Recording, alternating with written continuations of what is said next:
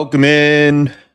Welcome in, ladies and gentlemen, to another edition of All Access AM. I am Billy Embody. Happy Wednesday to all of you out there. We are on the eve of the college football playoff semifinals, continuing on with Miami facing Ole Miss and Oregon, Indiana on Friday night. So lots to talk about on that. We'll preview Miami, Ole Miss out there in the desert on this edition of All Access AM. We appreciate you guys being with us on this Wednesday morning. We're here Monday, Wednesday, Thursday, 7 to 8 a.m. Central, 8 to 9 a.m. Eastern time. Please hit the subscribe button to our YouTube channel, All Access AM, and help us keep this train rolling like Miami is hoping to do in the Fiesta Bowl. We'll also on this episode talk with Chad Bishop of the AJC to break down Georgia Tech getting their new offensive coordinator into the fold, and Blake Gideon leaving the program after just one season as defensive coordinator. We talked about some of that in the coaching carousel on Monday as well. So a lot of reaction from Chad. He's one of our regulars now out there from Atlanta, getting to Georgia Tech. And of course, we'll talk some ACC hoops as well as a big Tuesday night matchup goes the way of the Blue Devils in Louisville, looking for a signature win still under Pat Kelsey in a sense. So lots to talk about on this Wednesday. We appreciate Pony Up 214 for being here. Thanks a lot, buddy. And good seeing you on Monday as well in the SMU recruiting show that I do over at ontheponyexpress.com. So lots to talk about today as we decided to save the transfer portal bonanza for Thursday so that you had the Miami Ole Miss preview, you had the Oregon Indiana thoughts that I have ahead of the semifinal game beginning between for all of these teams, these last four that are in the mix. I'll make predictions as well as on those games as far as who's going to play for the national championship in Miami. Will it be Miami making it back home for that matchup, or will they be watching someone else take the field that evening? We will see very soon. So thanks for being here, guys. It has been a blast to get this thing off the ground with you guys here on All Access AM. And we appreciate one of our key sponsors for that, sponsoring our Wednesday show. And that is OPW Solutions. OPW Solutions, a terrific company for those of you in North Texas, in Oklahoma, in Arkansas, even looking to make sure you have that attention to detail on your company's commercial services needs. They can handle all of that for you, whether it be commercial landscaping, pressure washing, snow and ice control, fence and concrete repair, and more. Give AJ Crow a call, 214-444-2305. Make sure you reach out to them at opwsolutions.com. Again, that's 214-444-2305. And make sure as the winter kind of picks up around the country, and in particular where they could service you, you want to have all of that lined up ahead of time so you're not having to scramble when you need it later on. So OPW Solutions doing incredible work, and they can make sure that you are taken care of in that regard as well. All right, let's jump into Miami Ole Miss. Miami and Ole Miss here, two unlikely of sorts teams that are in the college football playoff semifinals. I think a lot of people early in the year would have had obviously Miami in this situation. A lot of updated brackets, maybe say after September, certainly had the Hurricanes in this type of a scenario. But they did have that slump, losing to Louisville, losing to SMU, but they figured it out. Mario Cristobal and that staff got that roster rolling in the right direction, and we see what has now played out.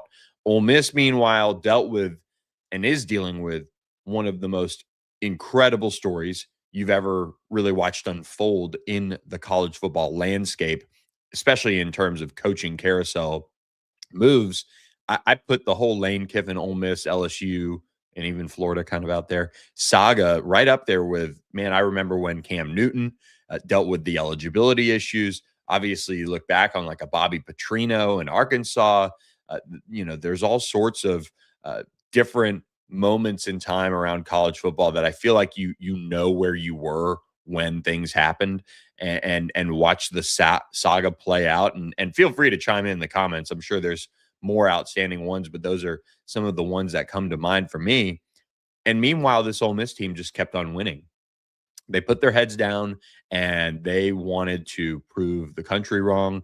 They wanted to prove Lane Kiffin wrong as far as why he should leave Ole Miss and leave Oxford and not pursue a national championship there when maybe he does have a national championship team that he has built for these Ole Miss Rebels that are looking to advance to that national championship game with a win over Miami. Miami, meanwhile, has been a program that has shown when you stay patient in today's day and age of college football, when you stay on track with somebody who clearly gets it and cares. And we talked about this on Monday with Georgia Tech bringing in somebody who bleeds for Georgia Tech and their new offensive coordinator, Mario Cristobal. It doesn't get more Miami than that in a sense. I mean, you could hire Michael Irvin, you could hire Ray Lewis, but as far as somebody with a plan who can get it done and bleed for the U, it's Mario Cristobal. And he has done a tremendous job recruiting, a tremendous job adjusting and tweaking all of the things that you need to in today's day and age of college football to figure things out. And even did so, whatever it was, during the course of this season to get this team back on track because past Miami teams had cratered, past Miami teams had dealt themselves that knockout blow like last year's team losing to Syracuse and missing out on an ACC championship game. Now Miami playing for a spot in the national championship because Mario Cristobal was able to finally press those right buttons for the Hurricanes in the course of the regular season.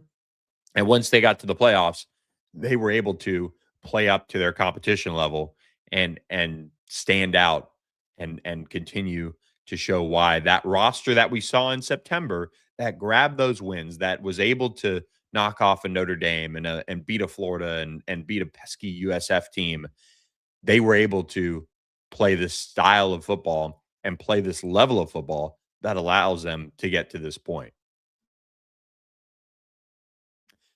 And with Miami, they come into this game as a team that looks like on paper can slow Ole Miss down. They really hold up well as far as the matchups go. When you look at these two teams and what they bring to the table, Miami allowing 4.4 yards per play, Ole Miss 5.3. That'll be a tough defensive challenge for Ole Miss with Trinidad Chambliss at quarterback to overcome. Opponents, have come into Miami's world as far as defense goes and found out that they have the trenches. And it's not just a Reuben Bain. It's an Akeem Mesidor. It's Moton. It's Justin Scott. It's all of these guys that have been recruited and developed and brought in to make these difference-making plays. And that's before you get to the back end, and we saw what Keontae Scott can bring from a game-changing playmaking perspective. And that's what these teams in the college football playoff have found out about Ole Miss. They found out, when a Texas A&M or an Ohio State is going up against Miami for some of these recruits that are playing on the other side of them now and transfers, they found out, wow, look at what they put together and look at what it looks like now.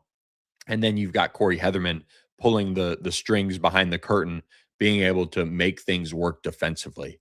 And that's going to be a huge challenge for Charlie Weiss Jr., the play caller for Ole Miss, and a team that, I'm very familiar with just watching them up close this season.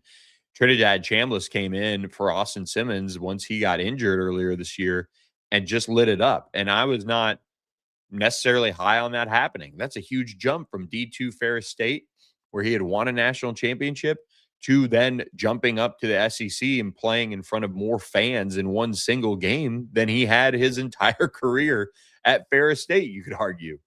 That is such a big jump, but Trinidad has such a great maturity about him and a great way about him. When you watch him do interviews or you watch him on the field having fun, that's who he is. He's almost the anti-Carson Beck. Carson Beck out there, and you see him get demonstrative at times when things go wrong, or you see him look kind of ticked off, kind of not even almost happy at times when things are going on in the game. I watched this post-game interview after Ohio State, and you're like, okay, you just advanced to the semifinals of the college football playoff. Get a little happier there, but it's just two different guys and two different ways that they go about things.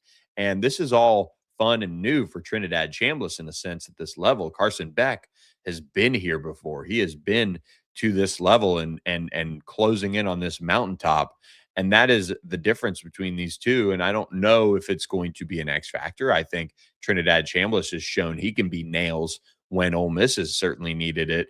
They were able to waltz by Tulane earlier in this playoff, but then they get to Georgia and they get their chance to knock off the Bulldogs. And boy, they almost let it slip away again, but he was able to come up with the game-changing plays to get that done. So when I look at this matchup between Miami and Ole Miss, we talked about some of the quarterback play there, especially Trinidad and what he's going to bring. He's going to bring an ability to escape. He's going to bring an ability to extend plays. How does Miami defend that? Because Marcel Reed could have moved around a little bit. Julian saying not really as much.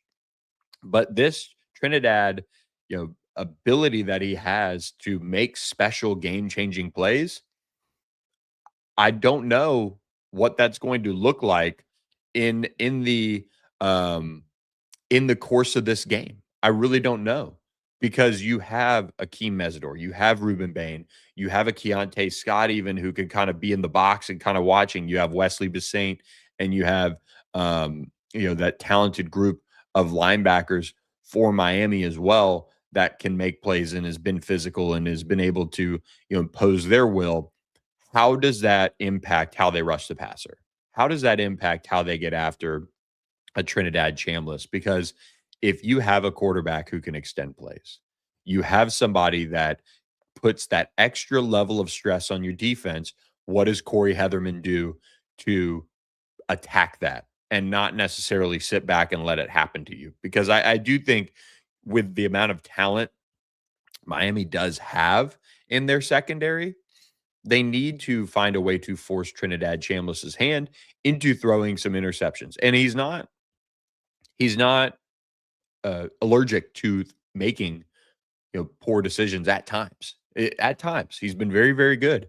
But there have been teams that have been able to do that and make things difficult on him at times.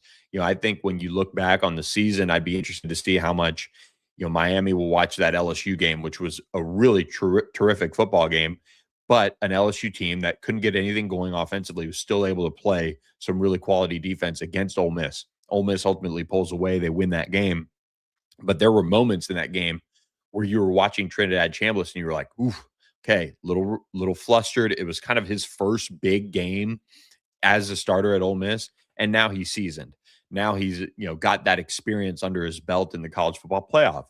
But what LSU was able to do against Ole Miss, is that how Miami kind of attacks it? Because that LSU defense was really good this year for the most part. So something to keep an eye on there. How does Miami contain Trinidad Chambliss as far as what he does as far as extending plays? How much does that change how Ruben Bain and Akeem Mesidor and all of those guys pursue him and get after him, play in, play out? That's one piece when you're looking at Miami matching up to this Ole Miss offense. The main piece, though, how does Miami contain Ole Miss running back Kewan Lacey, one of the best running backs in the country? I think what he's done behind an offensive line that entered the season being a group that was very questionable. It was the group that Ole Miss fans were sitting back and saying, okay, they're banged up in fall camp. When are we going to get a look at the fully healthy group? And man, they were able to do a really good job throughout this season, thanks in part to Trinidad Chambliss and his ability, as well as Kewan Lacey and his ability to pick up yards after contact. And Kewan Lacey ends up being a Doak Walker finalist. I mean, my pick for the number one running back in the country. I think you've got to look at what he did for most every game this year and respect what he did. And he was just incredible at producing yards after contact. He's a really special back who just agreed to returning to Ole Miss for next season. When you see him and you watch him run, Miami's motor, Miami's ability to gang tackle, that is going to be critical. And this is very obvious. I think Miami, if they can shut down Kewan Lacey, can win this game and maybe win it by double digits. That's just when you look at being able to stop a Trinidad Chambliss, if he's one dimensional and if that offense is one dimensional, that is going to be very interesting to watch because Kewan Lacey and his ability to produce on the ground has led this Ole Miss offense to be very balanced and to allow their group of playmakers to have extra space because you have to commit an extra man to stopping the run. Miami is, when you look at this Ole Miss schedule, whew, probably not, probably above Oklahoma, probably above LSU, probably the best defensive line that Ole Miss has faced all season long. How do they handle that matchup with that Miami defensive line? Because we've seen Ohio State get slowed down. We've seen Texas A&M get stopped completely. How does this matchup go? Because there is something special to this Ole Miss team. There is something special to what they've been able to do to keep their head down, to keep working despite Lane Kiffin leaving, despite them pulling at assistants, despite these assistants flying back and forth between Baton Rouge and Oxford, despite tampering being involved, all of the things that are being talked about daily around this Ole Miss roster and their former head coach. I mean, it's unbelievable. But Pete Golding, their defensive coordinator, now head coach, has done a tremendous job of being himself. And the team has taken that on. He wants to put a lot of the emphasis on the players, and he wants to give all the credit to the players and how they've handled it.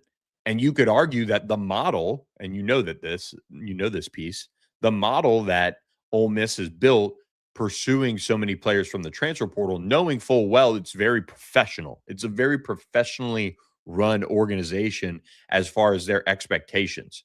You know, they talk about free agency, they talk about cutting, they talk about releasing and signing and acquiring and all of the terms that we're so used to in the NFL.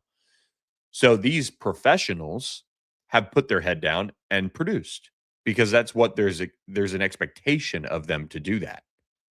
And so when Pete Golding got to the helm and took over this situation, he made it very clear. You know, we're going to play football. We're going to spot the ball. That's their motto. That's what they go after. They made some minor tweaks, but he expects Charlie Weiss Jr. to be all in. He expects any assistant to be there, to be all in. And they've shown that now. They've shown that through 2 college football playoff games that this is how it's going to be. We're going to step up and we're going to play a certain way because that's the expectation that we've built. And he's very when Pete Golding and Lane Kiffin could not be any more different, you know, as far as who they are, how they talk, how they dress, how they this, how they that. But the mentality that Ole Miss's defense has had these last few seasons under Pete Golding, you've seen it take over this entire football team more and more each year that he's been there. And it's now paying off with this college football playoff run. That said, when you look at the Ole Miss defense, allowing 5.3 yards per play from opponents, this is not the Ole Miss defense of last year. This is a little bit more bend but not break. That is a challenge for Ole Miss. Their red zone scoring defense allowed is not something that you really sit there and you want to tout. Almost 90% red zone scoring efficiency for opposing offenses against this Ole Miss defense. So that is another piece for that Miami offense now when you look at that group and how they have been playing well enough for them to win these 2 major college football playoff games, playing well enough where they're not hurting you and doing things that can take away from what your defense is doing and giving extra possessions and all of those things. And at the same time, Miami's offense sitting there at scoring in the red zone at a 90% clip. Ole Miss's offense, 85%, so still pretty good there. But when you look at that allowed red zone defense scoring, Ole Miss giving up 89% in the red zone, Miami 79% in the red zone. That is a very interesting stat to watch for me going into this game. Who comes away with field goals? Who comes away with touchdowns? Big difference there because you do have to capitalize on these drives when you're facing a Miami defense if you're Ole Miss, first and foremost. Ole Miss's offense, they have to put touchdowns on the board when they have opportunities, because how many opportunities are you going to have? That is a huge question for me. They are one of the better scoring defenses in college football, and when it comes to the red zone and keeping teams out of that, and Ole Miss has just not necessarily been as good in that regard, and it's a pretty stark difference, and it's a concerning difference. They're among the bottom 15 or so teams in the country at red zone scoring defense. That is where you have a Miami offense that has been able to show that the trenches can push them over the top. The offensive line that Miami has, I think, faces a more difficult matchup than Miami's defensive line faces. Miami's offensive line faces a group led by Randall Joyner on the defensive line that has some dudes on it. William Eccles, and Zay Harris, and Suntarian Perkins, who can rush the passer and really kind of ruin Carson Beck's day if that group up front, led by Francis Maui-Noah, doesn't protect him at a high level.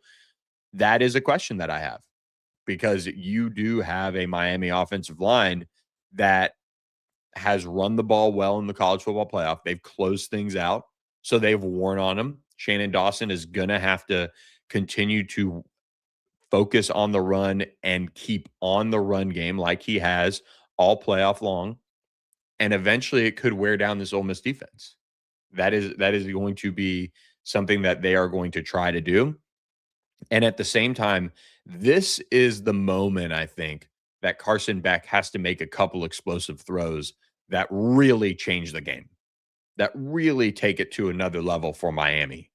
And if that happens, you're going to be looking at a team that is explosive offensively, looks the part of a national championship type of team, and could very well end up not only playing for a national championship but winning it. That is probably the thing that I'm watching closest. Can Carson Beck step up a level in terms of what he has done so far this playoff without compromising and turning the football away because he's being more aggressive? Big question I have there. I'll be fascinated to see how this Ole Miss secondary plays. They've got a bunch of different pieces there. That is something that I think, and it's kind of been a little interesting to watch unfold. But Ole Miss, the way they built this team, they built them without a star in a sense. They brought and now there are stars. Now there's Trinidad Chambliss. Now there's Kewan Lacey. Kewan Lacey was a very limited use running back out of Missouri last year in the transfer portal. But they brought him in and they bet on him big, and it won in a big way. They could tell early on. They brought in multiple receivers. They didn't bring in a Trey Harris. They didn't bring in some of these, high price tag guys. They didn't bring in a Walter Nolan. They littered their linebacking core with transfers. They littered their secondary with transfers. No one was really this day one transfer portal freak who's going to be a top 3 round NFL draft pick that they had to pay millions of dollars for. They didn't do that this year. They built it on depth. But when you have guys who have true stardom ahead, like a Malachi Tony, like a CJ Daniels, how does that play out against that Ole Miss secondary? That's something where they've faced a lot of talented receivers. They've been able to generally play a good level of defense against a lot of these explosive receivers. As far as the passing game for opposing offenses, they've been able to be a top 30 pass defense as far as yards per play. And they're one of the best passing offenses in the country, top 10. So that is a really interesting piece to this puzzle, because Miami has a couple of explosive players that can really put stress on you and maybe make you defend that whole width of the field. What does that mean for Mark Fletcher in the run game? I would bet on Miami's offensive line maybe taking just a slight step back this game as far as what they're able to do as far as running the football. But make no mistake, they're going to stick with it. And I do think with the Miami defensive line, I think they can slow down Kewan Lacey just enough here to make Trinidad Chambliss have to throw the ball a bunch. And for Ole Miss, you look at what they've done as far as passes per game, they're kind of middle of the road. They're much more of a lean on the ground game, almost 40 rushes a game. When you look at this passing attack, they don't necessarily want Trinidad Chambliss to throw it 45, 50 times a game like some of these offenses do. And if Miami's defensive line forces that to happen, it's a good situation for Miami to be in. The offense must capitalize against a defense that has been able to be much better in the secondary than people anticipated in Oxford going into this season. There were some injuries early on. There were some different players that there was some unknowns with, and they've all stepped up in a big way to be a top 25 passing defense. The run defense for Ole Miss, despite having some of those big uglies up front, has been kind of the issue at times. But I think there's a lot of talent in there. There's a lot of talent for that Ole Miss run defense, and it is a really intriguing piece because sometimes the paper doesn't always match up with the stats.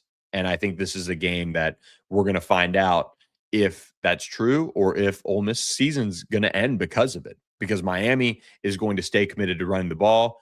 Ole Miss's defense ranked 77th in run defense as far as yards per rush. That is a focal point for Miami to stick with it. If Mark Fletcher breaks some of those and gets it rolling early on, they involved a couple of different guys in the Ohio State game as well. Pringle's in there and Pringle's involved. How do they make a game-changing play in the run game and get a couple big gains that forces them to bring another guy down in the box? Maybe you get Malachi Toney in space, then maybe you get CJ Daniels one-on-one.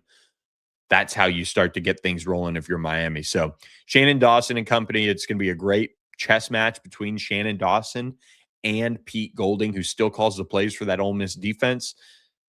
This is a Ole Miss team that has shown a little bit of maybe, a team of destiny type, but maybe this Miami team is that. Maybe they're just not there yet with some of the feel-good stories around college football like this Ole Miss team has, kind of giving the finger to Lane Kiffin in a sense with these two playoff wins that they have under their belt now. Predictions go. This is a game that if you've been watching this entire breakdown, I think you kind of know I'm going to pick Miami to win this game. The over under set at 51.5 points. Miami currently favored by 3. I was listening to Kelly Gramlich and Eric McLean earlier this week break this one down, and they said, man, Miami being favored, that doesn't make me feel good. Yeah, I would agree. If you're picking this game, Miami being favored doesn't make you feel good. Ole Miss has gone out and kind of shown people what they can do by beating Georgia now. I'm surprised this isn't a closer spread, but also Miami doing what they did to Ohio State and doing it in dominant fashion. This feels like a game to me going in where if you've watched a 7-game series play out in the NBA, the NHL, wherever you watch it, this is a team that is up 2-1 in the series right now. They're looking to, get a key win in the series to then put everything in a decisive, 5-game series win, right? That's what it feels like for Miami going into this game. They're up 2-1 in the series. They got to go kind of on the road to face a team that is desperate, looking to tie it at 2-2, looking to make it a best of 3 for that game 7 ultimately. And Miami is going to get that 3-1 series advantage of sorts and head back to Miami, head home, close it out. Now, that it was me giving away maybe national championship pick. But in terms of this game in particular, you have Miami with that 2-1 series lead, it feels like to me. They've dealt with the two toughest tasks, and I'm not trying to take away from Ole Miss in this because Trinidad Chambliss has an incredible ability, and he could very well will this team to a win in this game. But I think what Miami has shown in the playoffs, beating Texas A&M on the road, beating Ohio State the way they did, they have, if you're looking at a pure resume of playoff teams, they have that resume that gives me a little bit more confidence to pick this game. I think Miami wins by double digits, and I hate to say that because I think Ole Miss is a really good story. I've got a lot of friends that are on that staff. I just think what we've seen from Miami now is starting to turn into that special team. Miami starting to feel maybe like Ohio State last year, where when they got into the playoffs, you were like, oh, wow, they made it in. What are they going to do? They have the talent, and they've stepped up to the plate, and they've shown why they've deserved to be in. They're up 2-1 in the series. Can they get that 3-1 series lead? And then you see whatever happens in the national championship. I'm using that as a comparison to how this feels. This feels like a team that knows it's better. This team feels like one that can go into the Fiesta Bowl and go grab a win because they have the better roster. They have the better appetite to get home to Miami to then play for a national championship with the trophy in the building, the cup in the building, the whatever the MLB gives out, the whatever the NBA gives out, trophy in the building. That's what Miami's playing for. They're playing for that moment of getting back home and having that entire city be set on fire in a good way for that lead up to that national championship game. That can't be understated. Get home to Miami. Don't be sitting at home watching somebody else play for the national championship in your building. In your building. And that's what I think Miami's playing for. That's why I've got Miami by double digits in this one. It's a bold pick. It's a bold pick, but I'm ready to ride with it. And on the flip side, I don't have too much to say with Oregon, Indiana, but it is a really good matchup. I think this is going to be the better game between these two. I think they have the rematch, obviously, and what Oregon experienced against Indiana earlier this season. Oh, boy. Going on the road for the Hoosiers to beat Oregon the way they did, 30-20, in a game that didn't feel as close as the final score was earlier this year. Man, you have to be thinking, if you're Kurt Signetti, I don't know if he thinks this way actually, but you have to be thinking if you're an Indiana fan, you're like, this is the perfect way. We faced Oregon. We've beaten Oregon on the road. Now we get to face them in the Peach Bowl. We're sitting pretty here. We don't have to battle any elements in this one. We're all flying across the country. That's an even split. Fernando Mendoza playing very well, just crushed Alabama. Oregon, though, is getting healthy. Oregon is coming off of a really impressive win over Texas Tech, the way that they dominated that game. And if not for Dan Lanning being as aggressive as he is, if maybe they take some more points here and there, that game and that final tally between those two teams looks a lot worse. But Dan Lanning is probably not going to change who he is in that regard. So will that keep Indiana in this game? Will that allow Indiana extra opportunities to win this football game in the Peach Bowl? That is something that I'm worried about. The line is 3.5 in this one, favoring, of course, Indiana, as we get ready for this one with a total set at 47.5. I like the lower number in this game. I could see this one being kind of a 20-17 classic. I think when you see these two teams, you see teams that are as really kind of healthy as they've been all season, especially Oregon now getting some key guys back. And you saw that. You saw, I think, when you get this game into a dome, maybe Oregon eliminates some of the snap issues that they had. There are a couple off center for Dante Moore. There's one that rolled all the way back that cost them points at the end of that half. You have a lot of things to keep in mind when you look at Oregon and just kind of how much better they are looking, at least to me, as they get healthier going into this one. Give me Oregon in this one. I like the Ducks to cover first and foremost, and I do think they get it done like 20-17. Dan Lanning is a stellar coach. Kurt Signetti is a stellar coach. This is just going to be a potential masterclass at managing a game. Whoever wins this one has managed it better. It hasn't been because of an alarming number of turnovers either way that tilts it one way or the other, in my opinion. I don't think you're going to see two teams that are very well prepared, that look the part physically. You see what both of these rosters look like now that they've built up these two programs, especially year two of Indiana. This has been a years and years build for Dan Lanning to this, very similar to a Mario Cristobal. And then we get delivered the Miami-Oregon matchup. Mario Cristobal taking on his former team, Oregon. Dan Lanning, another former Alabama assistant with Mario Cristobal, getting to take on each other head-to-head in a national championship for the King of Miami, whoever the King of Miami is. That'll be the national championship game, right? Dan Lanning and Oregon trying to claim Miami in Miami versus Miami trying to hold serve at home in Hard Rock. So that is my game picks for the semifinals: Miami over Ole Miss, Oregon over Indiana, and all setting up for a home game for Miami in Hard Rock. So really, really fun stuff. Looking forward to these games in a big way. They're Thursday, Friday night, and we've got a lot to enjoy about those. We do have Chad Bishop of the AJC joining us to talk some Georgia Tech football. Really excited for Chad to join us. But first, before we do, I want to remind you guys about our friends at the La La Land Foundation. If you haven't been to a La La Land Kind Cafe in 2026, make the move to go over there and experience what is kindness. That is what we try to talk about when we talk about the La La Land Foundation, and how you can visit this extension of the La La Land Kind Cafe and focus on starting your day with a cup of kindness. Yes, they have coffee. Yes, they have incredible treats and pastries and all those things that people like to have. But what they do best is helping their communities and helping the youth of America transition into adulthood from the foster care system.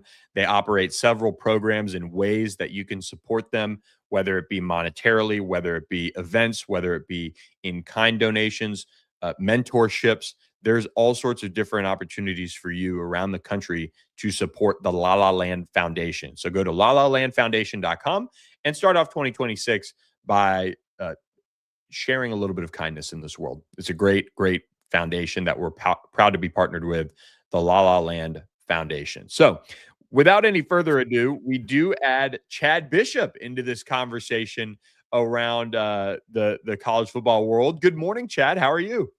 Doing great. How are you doing this morning? Got my coffee? Let's do it. Let's do it. Let's start with this. How are you feeling about these semifinal games? Man, really excited to see this Ole Miss journey continue. I think it's definitely turned into the story of college football with the Lane Kiffin situation, with Pete Golding taking over, the play of Trinidad Chambliss, which in that Georgia game, I mean, was like video game next level, right? So I'm excited to sort of see, how they do moving forward against this Miami defense, which we all know is just like bonkersly good. So that's number one. And then two, Indiana right here in Atlanta, playing their semifinal game. Like, can anybody stop them? Can they stop themselves? Can anybody slow them down? What a remarkable story that is. Because, we all remember last year how good Indiana was, and we all kind of shrugged our shoulders and said, well, good for them, probably a one-off. And lo and behold, they're still just beating people down left and right. It doesn't matter if you're, Ohio State or Bowling Green State. They're whipping people up. So really, really interesting to see how they do moving forward, if they can keep it rolling and just keeping the beatdown going. Do you have a prediction as far as who's playing the national championship here very soon? I can't bet against Indiana at this point. I mean, kind of like I said, like I think we're all kind of waiting for the bottom to fall out. Well, they'll lose to Oregon, or they'll lose to Ohio State, or they'll lose to a Penn State. Or they're not going to. I mean, they're just beating everybody. So I'm sort of off the doubter train, and I'm on the all-in train. I mean, until someone knocks them off, they have to be the favorite. I think with the way Miami is playing defense right now, and everybody knows defense wins championships, maybe I would put them at number 2. But man, I'm not going against Indiana at any point right now. You are probably a wise man. I think I'm going to get exposed on that one. I did pick Oregon, but I picked Miami in this one. We'll see. I'm interested to see how it goes. But that's why they play the games, man. That's why they play the games. Exactly. Speaking of wait and see, the offensive coordinator search for Georgia Tech has been one that I don't want to say dragged out, because it didn't feel like it was such a long process, but it kind of ended up being, in a sense.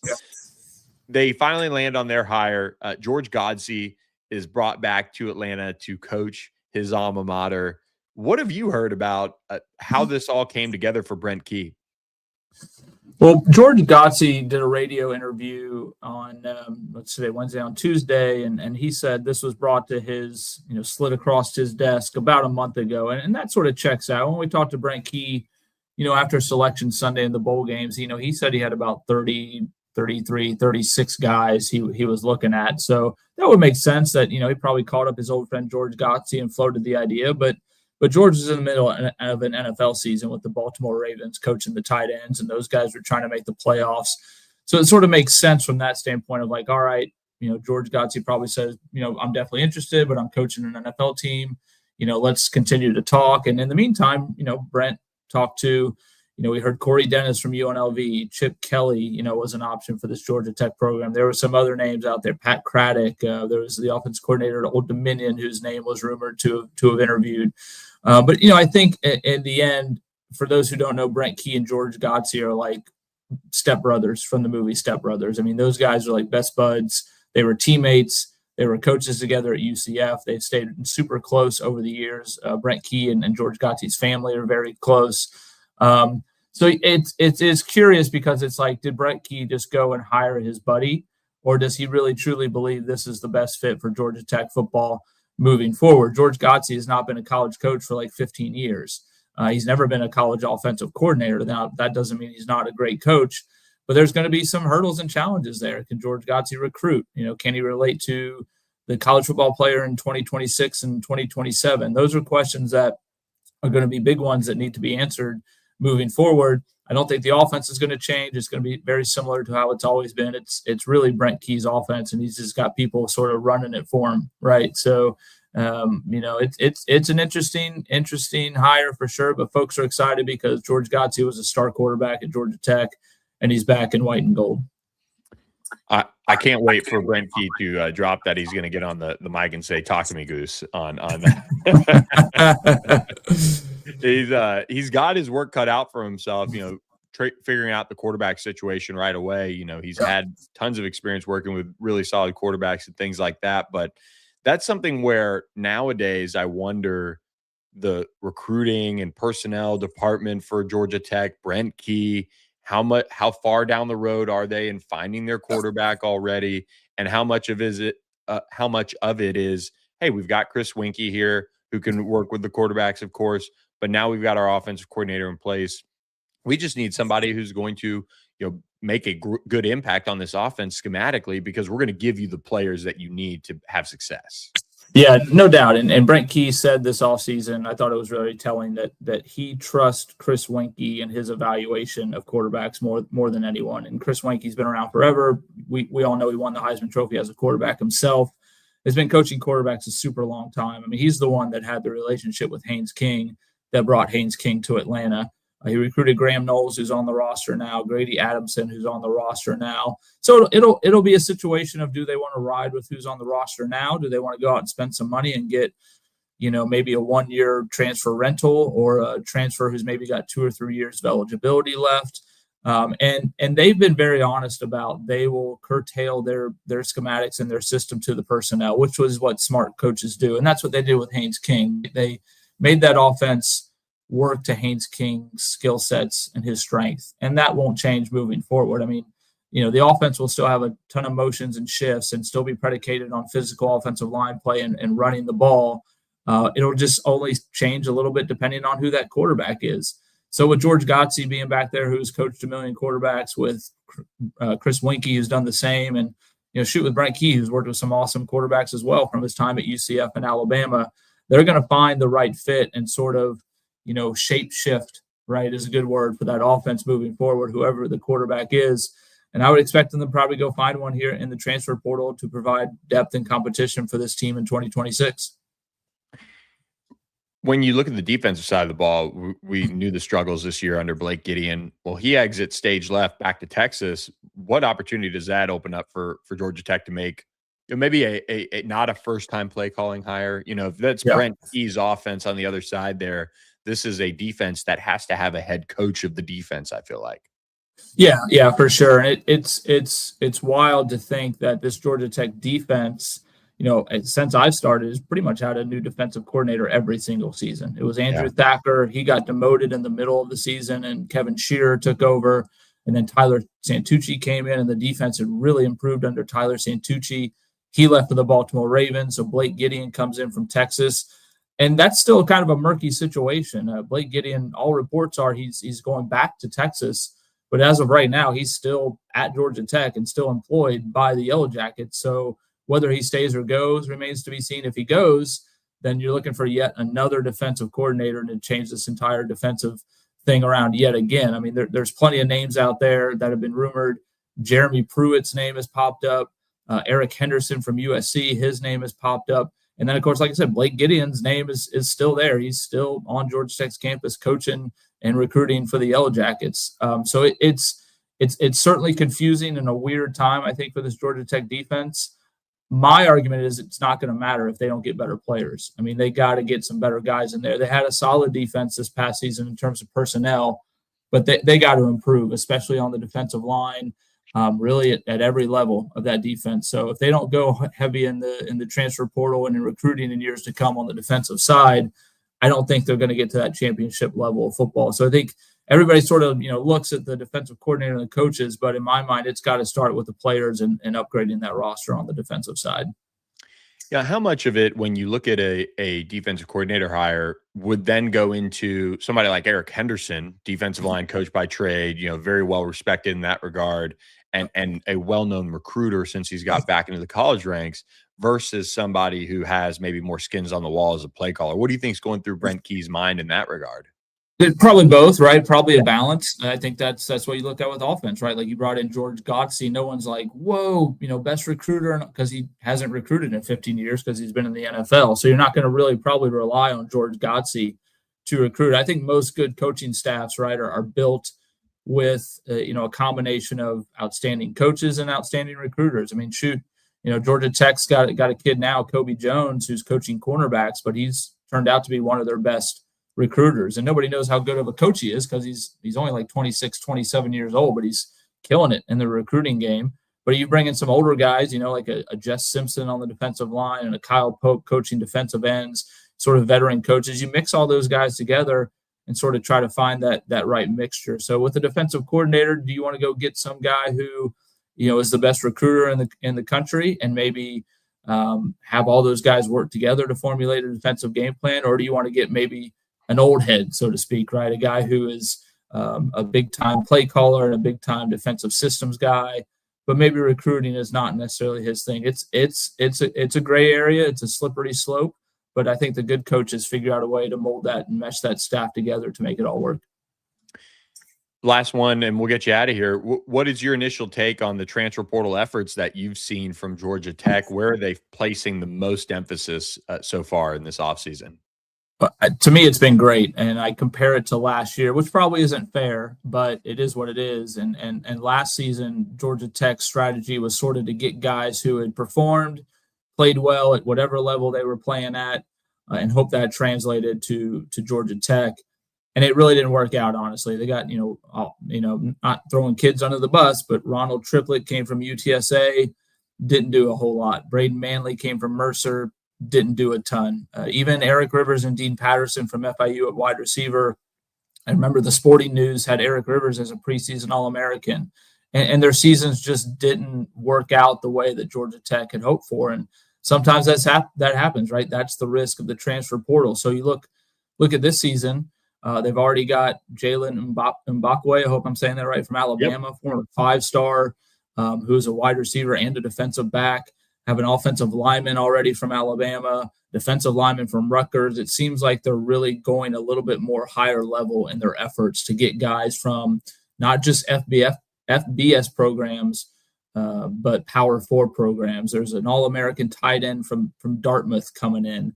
So really, really high-level players, right, and sort of shifting that strategy of maybe not just guys who have been productive, but been very productive at a very high level and have a lot more, talent, whatever that means. Their talent meter is probably higher than last year's transfer portal class. So I've been pretty impressed with what they brought in so far, and it's only been a handful of guys. I'm sure there'll be a ton more in the coming days as this week goes on, because they got a lot of spots to fill. A lot of guys graduated from this Georgia Tech team. So with the recruits they're bringing in, some of the high-level transfers they're bringing in, I think it's softened the blow a little bit from a tough offseason so far.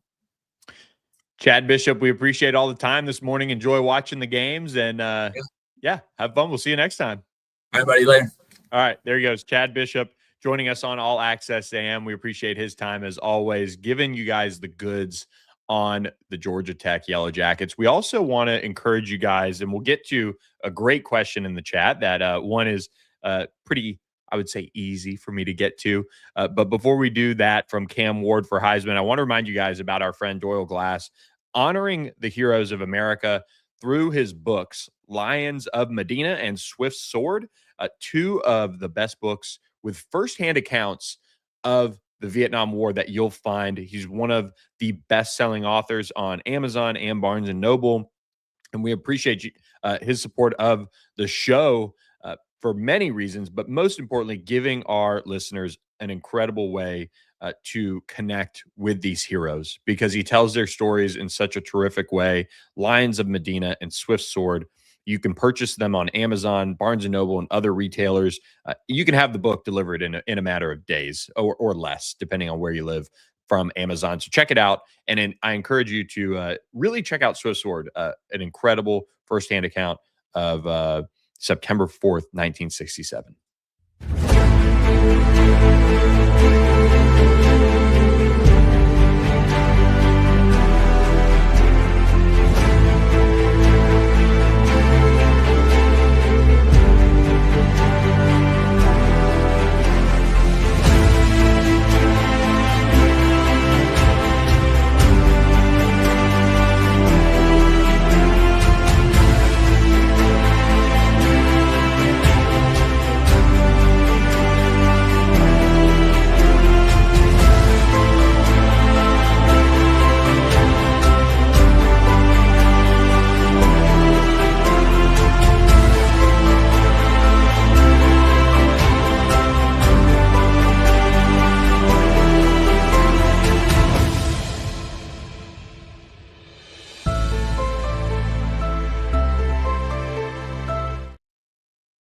We appreciate Doyle for his support of All Access AM. Make sure you check out his books today. He's also got a World War II one coming this year. Cam Ward for Heisman. Sorry for taking a minute to get this question up there on the screen, but we really appreciate you jumping in the chat, and I appreciate the compliment about how we were reviewing the game as well. But please compare SMU quarterback Kevin Jennings and Trinidad Chambliss. SMU quarterback Kevin Jennings and Trinidad Chambliss, the Ole Miss signal caller who's led the Rebels to this college football playoff semifinal run, they're very similar in a sense as far as how they can extend plays. I would say that Kevin Jennings is maybe a little bit more sudden at times with his movements in the pocket. Trinidad Chambliss is probably built as far as the same size and height, but more of a thicker, not as a wiry framed quarterback. He's a lot more like a Russell Wilson, and I know that's cliche because they wore the same number and things like that. But that is really what Lane Kiffin and his staff compared Trinidad Chambliss to early on in the season when talking with reporters and talking with broadcast crews. And so Russell Wilson, his game, that ability to kind of, I think, throw against his body really well and do it that's accurate. That's something that Trinidad Chambliss has done really well this season. He can roll left. He can roll right. He can throw in different ways. Kevin Jennings kind of has some of those, and I'm not saying Trinidad Chambliss doesn't have wow plays, but some of the plays that Kevin Jennings makes will leave you sitting there saying, holy crap, how did he do that? He's in a very, very tight area, and his arm is, throwing sidearm, kind of throwing like a shortstop in a sense, and he completes the pass. And of course, he's had his moments with turnovers as well. But Trinidad Chambliss is much more of a extend the play, get out of the pocket, and he's hitting an explosive play. He's getting the ball out to his playmakers and things like that, where there's a little bit more almost space with him able to work because he's extended the play at such a high level. So those are two things that jump out to me right off the bat as far as these two quarterbacks and kind of the differences as far as their playmaking ability.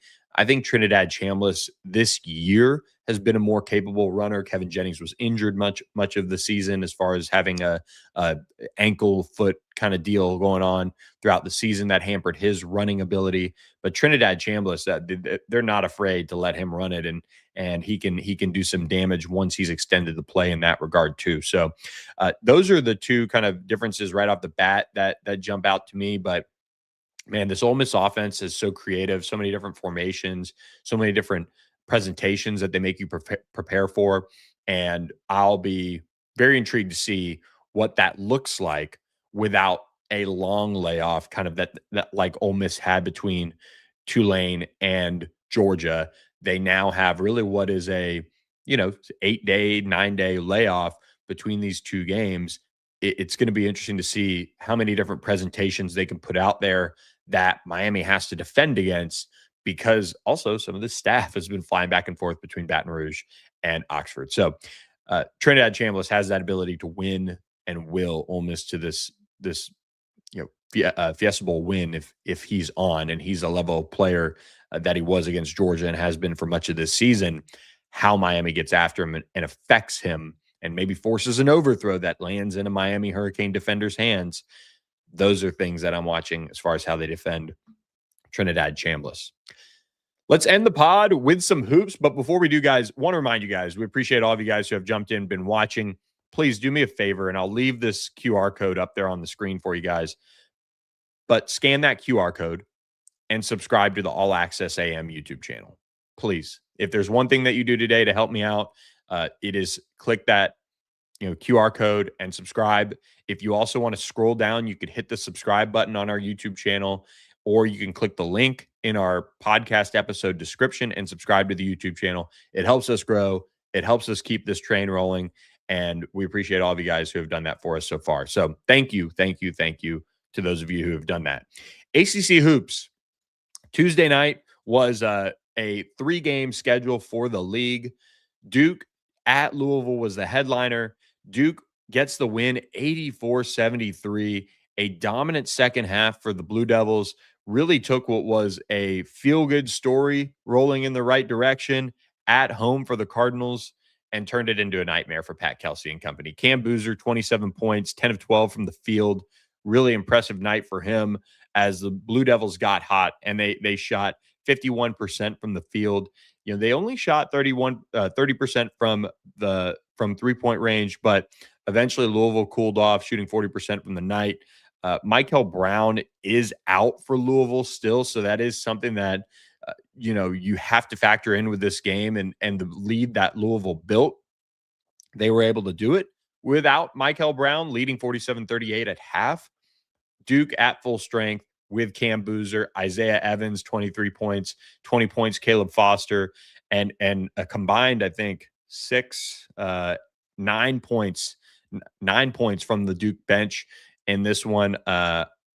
Ali Khalifa, 17 points off the bench for Louisville on the night. Ryan Conwell had another standout game, 24 points for the Cards. But main story here is that Louisville kind of now on the verge of maybe dropping out of the next top 25 with this type of a game. Granted, you lose to Duke, you lose at home, though. It's a disappointing loss for the Cardinals to, yes, exactly, Diego. Jennings on 1 foot as well. But you have Duke that was able to come back in this game and just completely take over the game in the second half. I mean, to hold Louisville to 26 points, really, really tough night for the Cardinals in the second half, as they now sit at 11-4 overall and looking for a big win, in this season for Pat Kelsey. Syracuse did beat Georgia Tech 82-72. NC State beat Boston College on the road 79-71. So those two teams get moving in the right direction. And that sets up a Wednesday slate that has Miami at Wake Forest, 6 p.m. on ESPNU, Stanford all the way at Virginia Tech at 6 p.m. on ACC Network, Cal at number 23 Virginia at 8 p.m. ACC Network, Number 24, SMU taking on Clemson on the road at 8 p.m. on ESPNU. That is a 9 p.m. Eastern time start.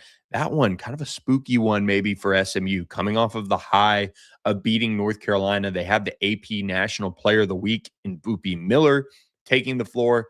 Can the Mustangs avoid a letdown before they go and face the Blue Devils in Cameron Indoor for the first time as an ACC team on Saturday?